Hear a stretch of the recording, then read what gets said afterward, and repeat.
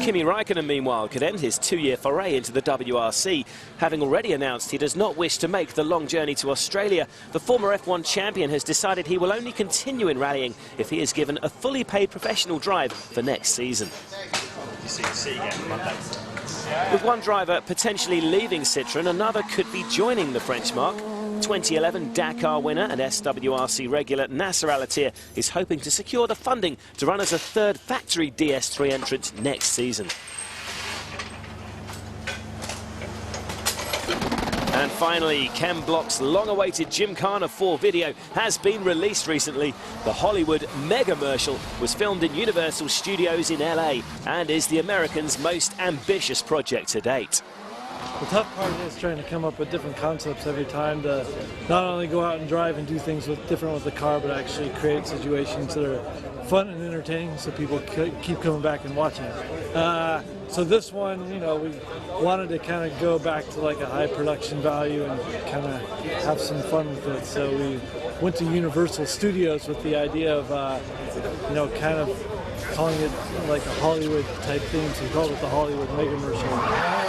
It was actually one of the most difficult ones as far as the driving goes. I was in a brand new car that I only tested literally like 1 or 2 days before I had to go film in it. So, you know, quick bit of setup work and then go straight into it without too many changes.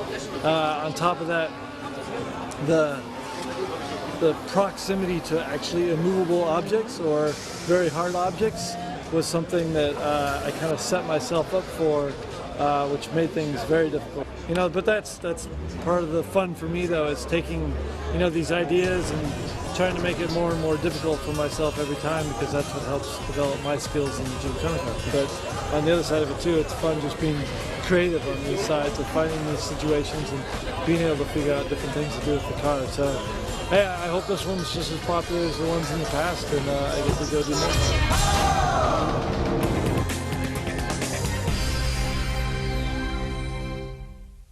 As we heard earlier, Rally Australia has a long history for throwing up the unexpected over in the Perth-based event. The New South Wales rounds have quite a reputation to keep up. Yeah, Perth was a fantastic location for the rally. Also, it was very narrow between the trees sometimes, and that's why we saw quite a lot of drama over there. The thing was, the surfacing over in Perth was different to anywhere else. You had these little, you know, ball bearings, and I think that's probably what created so much drama over there, and, you know, made it such a tricky rally. And with the event shifting down the east coast to Coffs Harbour, once again it's a step into the unknown for the WRC's finest. I can't say anything because I haven't seen the stages how it's going to be now in this new location, but for sure it is different. It is a massive difference with the distance from east side to the west side. It's difficult. I mean, you know, we've only had really one rally over there, and this now moved again, so hopefully the roads will be a little bit nicer to drive as well. We have to wait the Ricky to be sure of this condition, but I have done Australia one time, so we changed part of Australia, but I'm sure that it will be a nice rally. From what I've heard, there's a little bit of a mix of everything, and we'll just have to try and have a really good recce and, you know, pick up what you can and, you know, really try and learn the character of them and learn the surface on the recce and just make sure that you're well prepared. I'm sure it will be very, very slippery to be first on the road as normal. But that's a little bit of the interesting thing to move the rallies on some other places. So, you know, it's new for everybody. So I will find out when they're coming down. There are a couple of drivers in the service park who can give us an insight into what to expect.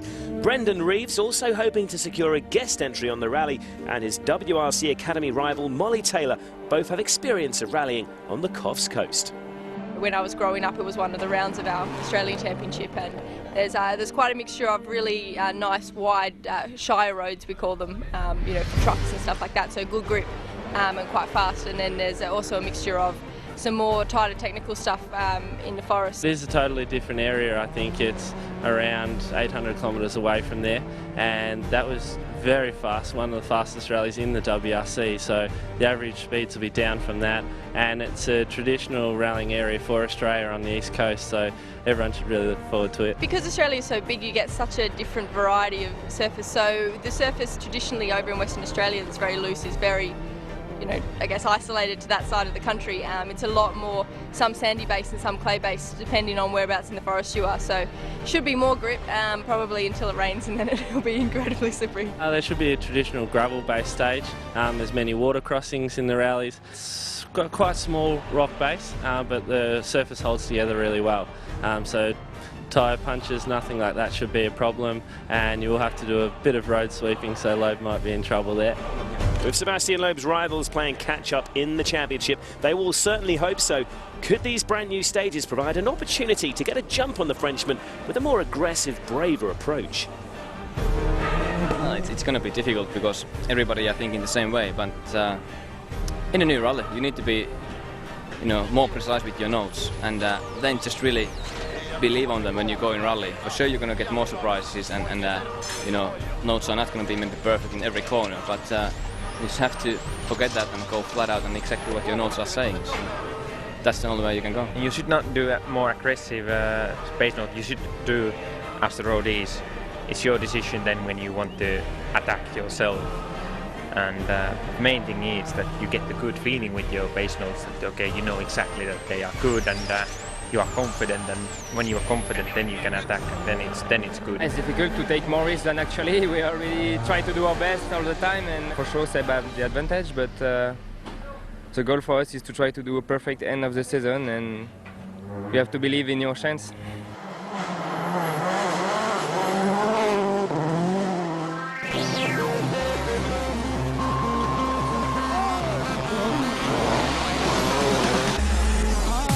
As always, you can follow the Aussie adventure as it happens on WRC.com.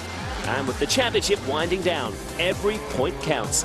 For now, though, from WRC Rally World, it's goodbye.